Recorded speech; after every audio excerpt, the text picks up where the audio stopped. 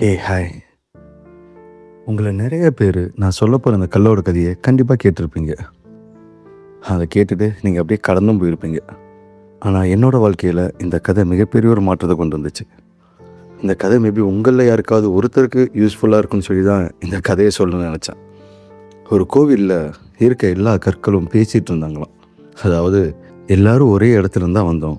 ஆனா ஏன் அந்த ஒரு கல்ல மட்டும் கருவறைக்குள்ள வச்சு தண்ணியாலையும், பாலாலையும், தேனாலையும் அபிஷேகம் பண்ணி, அதுக்குன்னு ஒரு பூ மாலைய போட்டு, அதுக்கு பூஜை பண்றாங்க. ஒரு சிலர்கள் சாதாரணமா பேசினாலும், ஒரு சிலர்கள் ஒரு பொறாமையிலயும், போட்டியிலயும் பேசிட்டு இருந்துச்சாம். இது எல்லாத்தையும் கேட்டுட்டு இருந்த அந்த கருவறைக்குள்ள அந்த கல்லு சிரிச்ச மாரியே சொன்னுச்சாம், "நீங்க சொன்னது சரிதான். நம்ம எல்லாரும் ஒரே இடத்துல தான் வந்தோம். அவங்க ஒரு சிலைய செய்றதுக்கு உங்கள்ட்ட இருந்து ஆரம்பிச்சாங்க. உங்கள சில பேர் அடிச்ச மொத அடியிலேயே விட்டு குடுத்துட்டீங்க. உடைஞ்சிட்டீங்க. ஒரு சிலர் முடிஞ்ச வரைக்கும் தாக்கு பிடிச்சிங்க. ஆனா, ஒரு கட்டத்துக்கு மேல உங்களாலயும் முடியலன்னு சொல்லி விட்டு குடுத்துட்டு வந்துட்டீங்க. அதனால தான் முதல்ல விட்டு குடுத்தவங்க வெளியில செருப்ப கழட்டி விடுறதுக்கு கல்லாவும், பாதியில விட்டு குடுத்த நீங்க எல்லாரும் கோயிலுக்குள்ள ஒரு சைடுல ஒரு தூணாவும், ஒரு படிக்கல்லாவும் இருக்கீங்க." என்னைய அவரு ரொம்ப அடிச்சாரு. 1, 2 எல்லாம் இல்லங்க. இன்ச் பை இன்ச் அடிச்சாரு. ஆனா நான் எனக்குள்ள சொல்லிக்கிட்டேன், எந்த ஒரு நேரத்திலயும் நம்ம விட்டு மட்டும் குடுத்துறக்கூடாது. நம்ம உடைஞ்சிரவும் கூடாதுன்னு.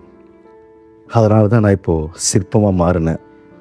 நான் விட்டு கொடுக்காம உறுதியா இருந்தனால தான், இப்ப எனக்கு இந்த அபிஷேகம், பூஜை, ஆராத்தி, மாலை, மரியாதை எல்லாமே.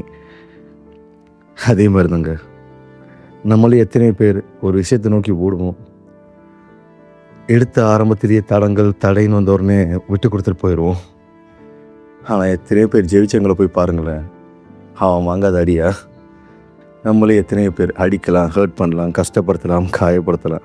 ஆனா எந்த இடத்துலயும் பிடிவாதத்த மட்டும் விட்டுறாதீங்க. உங்க இலக்கு என்னவோ, நீங்க எதுக்காக ஆசைப்படுறீங்களோ, அதை நோக்கி ஓடிட்டே இருங்க. நம்மளை யாரும் கையெடுத்து கும்பிடவோ, பாராட்டவோலாம் வேணாம். நம்மளை நினச்சி ஒரு நாள் பெருமைப்படுவோம். அந்த ஒரு நாள் போதும்.